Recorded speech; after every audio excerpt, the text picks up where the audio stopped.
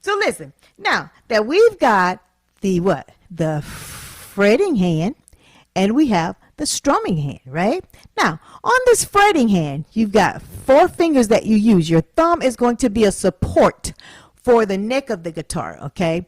It'll be usually behind the neck. Some people put it here.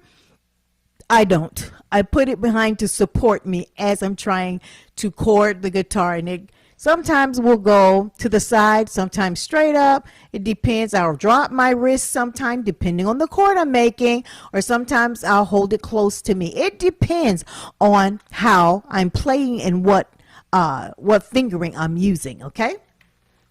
So on this fretting hand, you've got 4 fingers that you use to chord, right? Your first finger, your index finger, that's called your first finger, right? Your middle finger is called your second finger. Your ring finger is your third finger, and your pinky is your pinky, or your fourth finger, okay, right? So now listen to this. We've got now fingers 1, 2, 3, 4, right?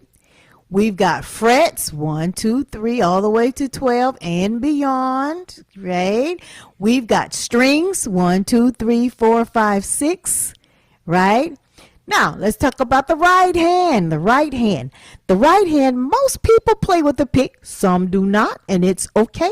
Whatever is most comfortable for you and whatever gives you the sound that you're trying to reach, right? If you play with the pick, do not choke the pick. No. You don't have to hold it so tight that you're choking the life out of it. Just hold it lightly and securely. I usually place my thumb over the top like that and my first finger behind. Remember when we were growing up, we used to do the puppets, the finger puppets, and we would be talking, hello, my name is Gigi, right? So that's how you're holding your pick. Your thumb finger is over the top and your pinky is closed like you're making that talking face, right? Okay, so that is how you hold your pick, right? Not too tightly. Your wrist has to be flexible, not stiff. You're not a robot, but flexible, right? So that you can play freely. Okay, that's what it's all about. This is a freedom we're accomplishing. Okay, now suppose I told you, let's put some of this to work. Let's put some of this to work. How many strings are on your guitar? 3 seconds. 1, 2, 3, 6. That is correct. How many frets do we have before they start to repeat? 3 seconds. 1, 2, 3. That's right, 12. Once you get to 12, 12 is the same as open, right? Next to that, it starts to repeat. 1, 2, 3, 4, 5, 6, 7, 8, 9, 10, 11, 12 again, right? Good, good, good. What is this part of the guitar called? This big bass. What is that called? 3 seconds. 1, 2, 3. The body. That is correct. The body. And what is this brown part called? This long thing here. What is this called? 1, 2, 3. The neck. That is correct. That is the neck. And then what is this called? This part. 1, 2, 3. The head. Correct. The head, the neck, and the body. Very good. So on the head, what are these things? What are these silver dots here? What are they? 1, 2, 3. Yeah, those are your tuners. They tune guitar, the guitar strings. Each note, each string, has a tuner that is associated with it. You turn it up or you turn it down.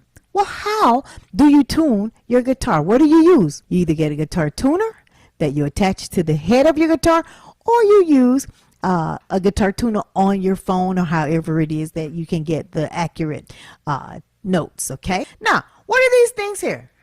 These white things going across here. What are these? These are pickups. Yeah. And what happens with pickups? The sound. That's where the sound is made, right? That comes through the amplifier. Exactly. And this is called what? That's your bridge. Correct. Your bridge. Now, these notes, these buttons here are called what? One is for volume, meaning making it louder. 1, 2 are for tone, meaning it changes the tone. Some lighter, some thicker, some more warm, some colder, okay? And these also are tones. You have about 5 of them. 1, 2, 3, 4, 5. See? Okay, I like mine at 2. Okay? Excuse me. I like mine at 2. Yeah, so that is pretty much the naming of your guitar. Do you feel a little closer to it? You feel a little bit more knowledgeable about it? Good, because that's important, okay? Now, if you have an electric guitar, you need a guitar strap, okay? Otherwise, your guitar will probably be doing this while you're playing. It's going to be slipping and sliding and just all over the place, and it's going to interrupt your flow. Get your guitar strap, attach it tightly enough while you're sitting that it's not going to keep flying all over the place and moving and interrupting and frustrating you, okay? So get your guitar strap. The way you hold your guitar, all right? It's on your thigh, but it's close to your body, right? It's close to your body. Your arm is here so that it's balancing the weight of the guitar, so that it's not flying, it's not sliding, it's not moving. You're balancing it, okay? There's a tight fit right there, so no one can pull this out. It's not going to go anywhere, right? Because you've got it supported with this arm. Got it? Okay. Now, you have just learned so much about your instrument. Now, I'm going to give you a little test, right? Suppose I told you to put your first finger on your second string or your B string in your first fret. What would that look like? Your first finger on your second string or your B string in your first fret. What would that look like? First finger, second string, which is your B, and your first fret. That's what that looks like, right? All right. Then if I told you to put your middle finger on your D string in your second fret, that's what that looks like, right? And if I told you to put your third finger or your ring finger on your A string or your fifth string in your third fret, that's what that looks like, right? And if I told you to hold those down in the middle of the fret, not on the bar, in the middle of the fret, okay? Hold each of those 3 notes down. Take your pick or your finger in the right hand and begin to play one at the time, starting with your A string all the way down to your E string.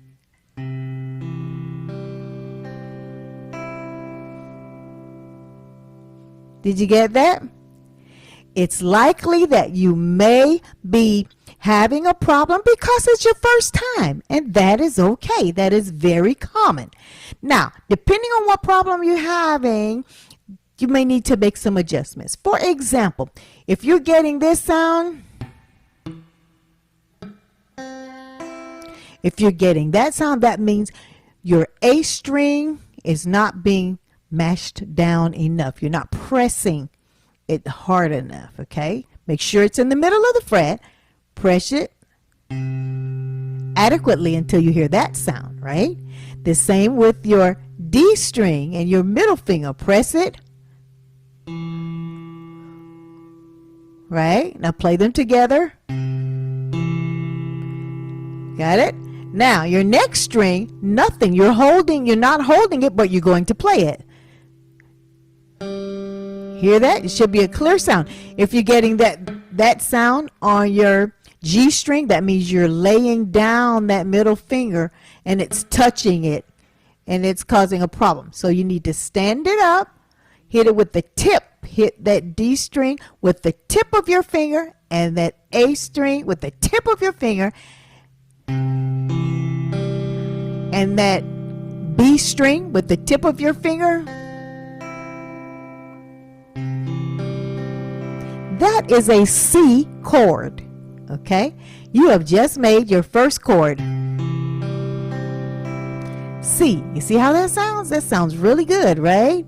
Right? Now, if I told you to drop that ring finger down to your D string in that same fret, that means take it off of that A string and put it on there on your D string, right? And drop this middle finger, put it on the same fret, second fret, and put it on your G string, right? Then your first finger, keep it on your second string, but now I need you to hold first and second string. First and second, third, fourth. Here we go. That's your F chord. Got it? Now that one may be a little bit different because you're holding two strings with your first finger instead of the one, right? You're holding your first and second string. Your first finger is holding both of those strings. Your middle finger is holding your third string. Your ring finger is holding your fourth string. Got it? Then back to your one, C.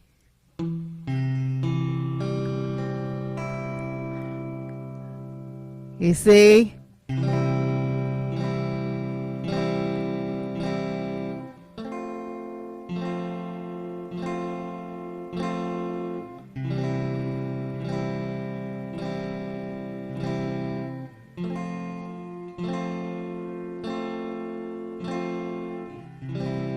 Okay, so now you're starting to make melody, you're starting to make chords, you're starting to build your chord libraries, preparing yourself to start to play songs. Okay, so listen, I hope this helps you, and keep in touch. Continue to watch the videos. We're going to try and get you to a proficient place where you can play your guitar. Okay, listen, have a great day, and I hope this helps you on your journey. God bless.